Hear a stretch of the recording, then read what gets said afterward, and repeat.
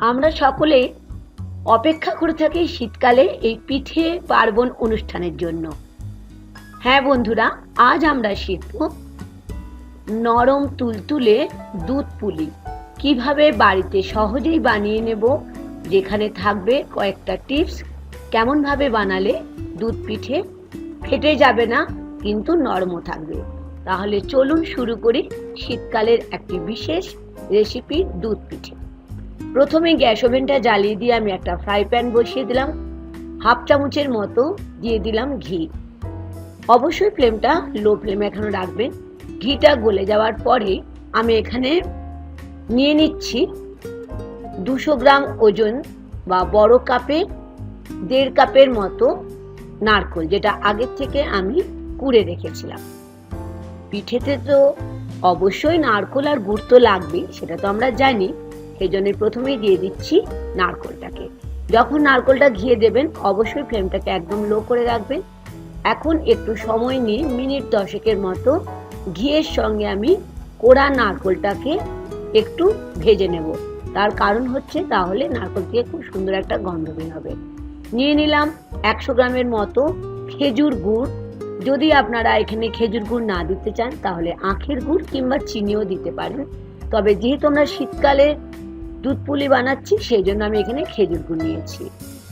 2 থেকে 4 মিনিটের মতো মিডিয়াম ফ্লেমে বেশ ভালো করে গুড়টাকে আমি নারকেলের সঙ্গে মিশিয়ে নিচ্ছি। দেখে বুঝতে পারছেন এখন গুড়টা একদমই গলে গেছে। ফ্লেমটা বন্ধুরা এখন লো টু মিডিয়াম ফ্লেমে রাখবেন। দুধটা এখন আমি নিয়ে নিলাম 50 গ্রামের মতো খোয়া। খোয়াটা সম্পূর্ণ অপশনাল। যদি আপনারা মনে করেন খোয়া দেবেন না বা বাড়িতে নেই, কোনো অসুবিধা নেই, সেখানে আপনারা নাও দিতে পারেন, কিংবা এখানে বড় চামচের 4 চামচ গুঁড়ো দুধও ব্যবহার করতে পারেন। খোয়াটা দেওয়ার পরে আবারও ভালো করে লো টু মিডিয়াম ফ্লেমে আমি এটাকে মিশিয়ে নিলাম। এখন নিয়ে নিলাম 1/4 চামচ এলাচের গুঁড়ো। এলাচের গুঁড়ো না থাকলে এলাচের দানাও দিতে পারেন। এলাচ দেওয়ার পর দেখেই বুঝতে পারছেন টেক্সচারটা কতটা নরম হয়ে গেছে, মানে আমাদের পুর রেডি হয়ে গেল দুধ পিঠে। প্লেটের মধ্যে এখন নারকেলের খোয়া আর খেজুর গুড় দিয়ে যে পুরটা বানিয়েছি আমি নিয়ে নিলাম ঠান্ডা করার জন্য। দেখেছেন কতটা নরম আর কতটা স্মুথ হয়েছে। আমি এখানে নিয়ে নিচ্ছি একটা বাটি। বাটির মধ্যে নিলাম 200 থেকে 250 গ্রাম চালের গুঁড়ো। এই চালের গুঁড়োটা আমি বাজারে ব্যবহার করছি। হাফ চামচ নিয়ে নিলাম লবণ। লবণটাকে বেশ ভালো করে চালের গুঁড়োর সাথে মিশিয়ে হালকা গরম জল দিয়ে এটাকে আমি একটা মন্ডর মতো, মানে একটা ডোয়ের মতো মেখে নেব। দেখে বুঝতে পারছেন কতটা নরম আমাদের দুধ পুলি বানাবার জন্য মন্ড তৈরি হয়ে গেছে। এখন আমি 15 মিনিটের মতো এটাকে ঢাকা দিয়ে রাখলাম। এদিকে আমি গ্যাসের ওভেনটা আবার জ্বালিয়ে দিলাম। জ্বালিয়ে দিয়ে বসিয়ে দিলাম একটা কড়াই। আপনারা এটা ননস্টিকেও করতে পারেন। অল্প জল দিলাম তাতে দুধটা যাতে জ্বলে না যায়। নিয়ে নিচ্ছি হাফ লিটারের মতো দুধ, যেটা ওজনে হচ্ছে 2.5 থেকে 3 কাপের মতো। দুধটা দেওয়ার পরে মিডিয়াম ফ্লেমে খুব ভালো করে দুধটাকে আমাদের মিনিট 2 মতো ফুটিয়ে নিতে হবে। এখন নিয়ে নিচ্ছি হাফ কাপ চিনি আর তার সাথে নিয়ে নিচ্ছি হাফ কাপ গুঁড়ো দুধ। আপনারা যদি গুঁড়ো দুধ না দেন তাহলে এখানে 1 কাপ চিনি দিতে লাগবে। আমি যেহেতু গুঁড়ো দুধ দিয়েছি সেজন্য হাফ কাপ গুঁড়ো দুধ আর হাফ কাপ চিনি দিয়ে লো টু মিডিয়াম ফ্লেমে বেশ ভালো করে আমি দুধের সাথে চিনি আর এটা গুঁড়ো দুধটাকে মিশিয়ে নিচ্ছি। এদিকে লো টু মিডিয়াম ফ্লেমে আমাদের দুধটা হতে থাকবে। এদিকে চলে এলাম পিঠে বানানোর কাছে। পিঠে তো আপনারা সকলেই বানাতে পারেন, তবে আজ একটা ছোট্ট টিপস থাকবে। দেখলেন ছোট্ট একটা লেচি কেটে নিলাম। চালের গুঁড়োর মধ্যে ঠিক এরকম করে আমি রোল করে নিচ্ছি। তার কারণ হচ্ছে যখন আমরা পুলিগুলো বানাবো তখন ফেটে যাবে না। দেখে নিন ছোট্ট করে, যেমন করে আমি আপনারা বাটি বানান না পিঠে বানানোর জন্য, ঠিক সেরকম ছোট্ট করে বাটি বানিয়ে খুব অল্প নারকেলের পুরটা নিলাম। বন্ধুরা, আমি প্রথমেই বলেছিলাম আজ থাকবে কিছু টিপস দুধ পুলি বানাবার জন্য।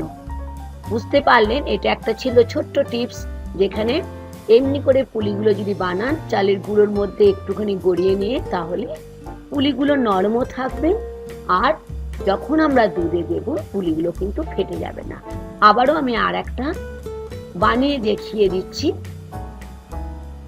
ছোট্ট করে আমি একটা বাটি বানিয়ে নিচ্ছি। খুব অল্প করে আমি নারকেলের পুরটা নিয়ে নেব।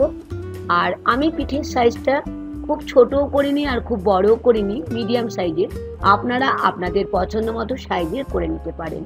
অবশ্যই মুখটা দেখুন ঠিক এরকম করে বন্ধ করে দিতে হবে, তা না হলে কিন্তু পুর বেরিয়ে যেতে পারে।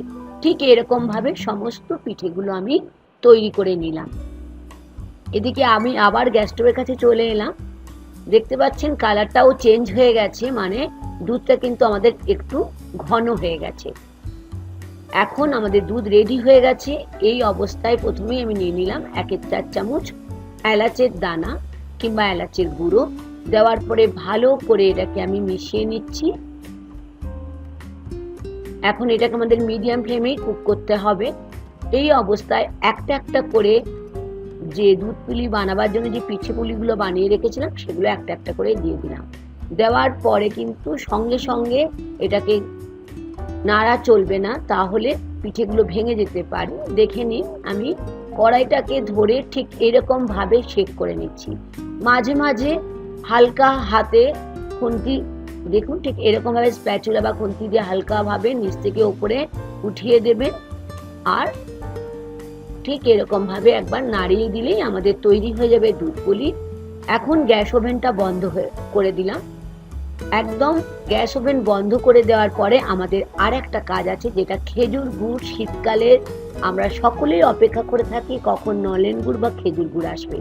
নিয়ে নিলাম বড় চামচের 4 থেকে 6 চামচ খেজুর গুড়। খেজুর গুড় দিয়ে দেখে নিই ঠিক এরকম ভাবে কড়াইটাকে নাড়িয়ে নাড়িয়ে গুড়টাকে আমি মিশিয়ে নিচ্ছি।